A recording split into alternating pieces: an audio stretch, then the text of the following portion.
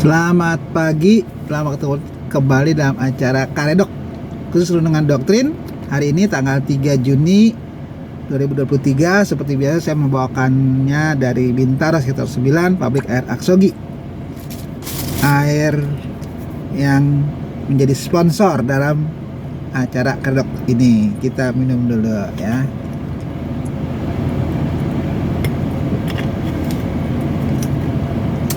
Aksogi adalah air oksigen yang banyak mengandung oksigen. Baik, kita sampai sudah di Keluaran pasal 7 ayat 19 sampai 25. Keluaran 7 ayat 19 sampai 25 saya bacakan.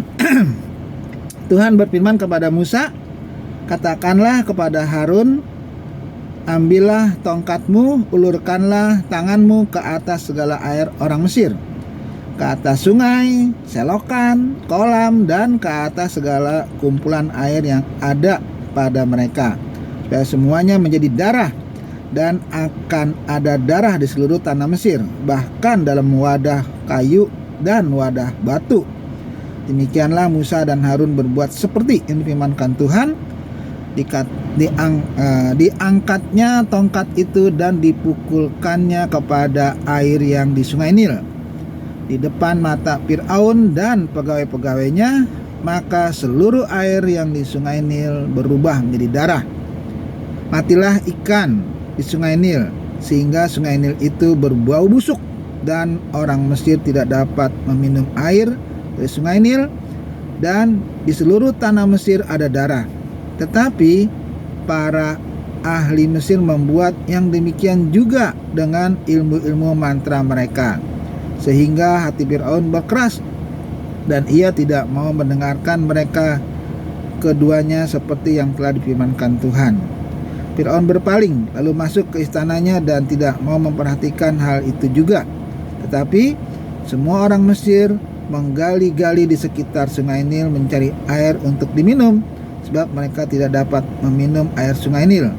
Demikianlah genap 7 hari berlalu setelah Tuhan menulahi sungai Nil. Nah, jadi tulah pertama atau hukuman pertama yang ditunjukkan Tuhan kepada Fir'aun adalah air menjadi darah.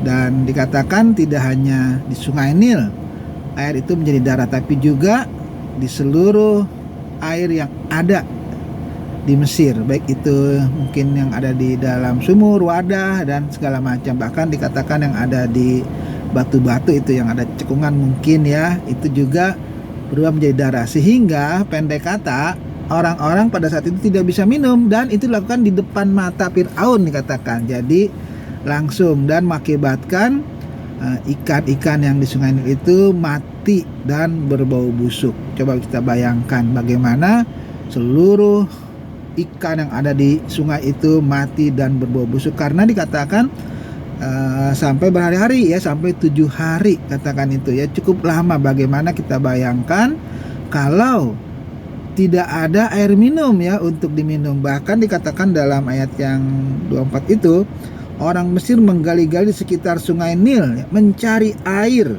untuk diminum. Jadi biasanya mereka minum hanya tinggal dari sungai Nil ya, waktu zaman itu ya sungai Nil masih bersih ya, masih bisa diminum.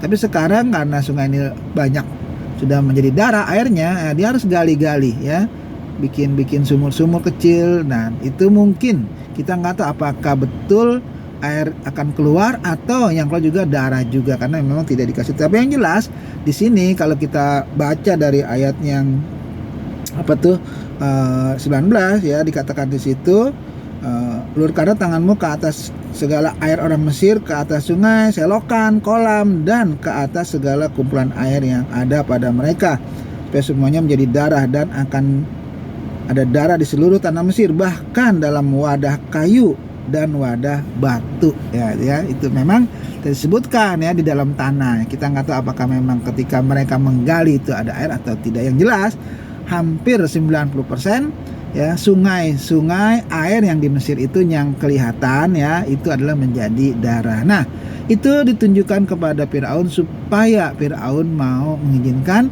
orang Israel untuk keluar dari Mesir. Tapi faktanya dikatakan di situ Nah, tetapi ayat 22, para ahli Mesir membuat yang demikian juga dengan ilmu-ilmu mantra mereka, sehingga hati Firaun berkeras dan ia tidak mau mendengarkan mereka keduanya seperti yang telah difirmankan Tuhan. Jadi rupanya ahli-ahli Mesir ya, ahli-ahli Sinai juga sepertinya ya itu berhasil juga ya bikin seperti dan membuat Firaun ahli-ahli saya juga bisa kok gitu, sehingga alasannya dia tetap berkeras hati ya untuk tidak mau mengizinkan dan saya pergi dari Mesir ke tanah Kanaan. Nah, jadi itulah memang sifat dari Firaun, walaupun kita tahu bahwa memang Tuhan yang melaksanakan, tapi pada faktanya apa yang Firaun lakukan itu memang dari dia sendiri, karena dia memang setelah melihat bukan melihat ya, tulah itu ya, air jadi darah itu, tetap